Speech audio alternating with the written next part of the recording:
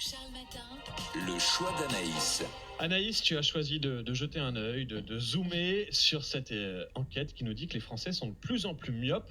4 adultes sur 10 sont touchés en France. Oui, c'est ce que dit donc cette étude de l'Ipsos sortie vendredi dernier. Et si j'ai choisi de vous en parler, c'est que le problème ne cesse de s'aggraver. 43% des adultes se disent myopes aujourd'hui, contre 15% en 1950.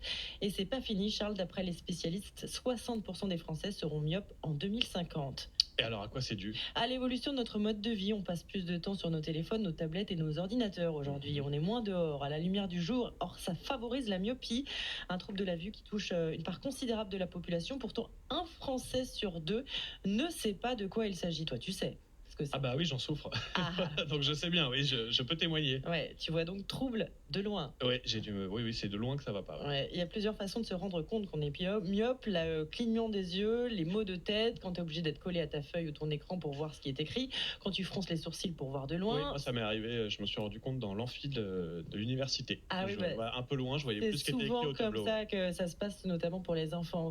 Moi, je suis obligée, par exemple, de froncer les yeux pour regarder le bandeau de BFM. Et j'ai aussi beaucoup de mal à voir les panneaux sur la route. Donc ça peut être très très dangereux. Ah oui, je confirme. Ne croisez pas Anaïs sur ses lunettes sur la route. J'ai de lunettes.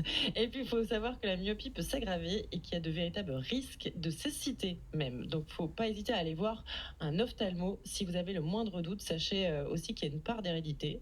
Vous avez 2 fois plus de risques d'être myope si votre père ou votre mère l'est, et vos origines peuvent également jouer. Mais il existe des solutions. Limitez les écrans, et quand vous en regardez, vous vous imposez une pause de 20 secondes toutes les 20 minutes en regardant de loin. C'est pas facile, mais c'est ce que recommandent les spécialistes. En fait, c'est lever les yeux de l'écran d'ordinateur. Exactement. Il faut que l'éclairage de votre ordi soit suffisant, garder 30 cm de distance avec ce que vous êtes en train de lire et sortir le plus possible. Au moins 2 heures par jour, disent les spécialistes.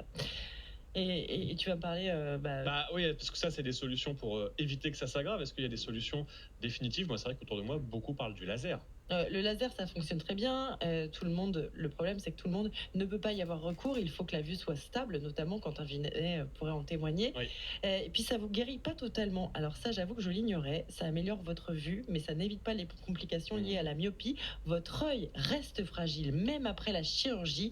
Vous devez toujours être suivi. Je le dis parce que certains ont tendance à croire que c'est la solution miracle. Oui. La solution, c'est de faire attention à vos yeux et aux yeux de vos enfants le plus tôt possible. Je veux tes yeux,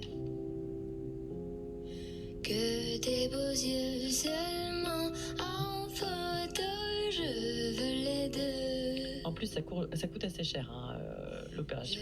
Oui, en plus. Et c'est pas remboursé à l'heure actuelle.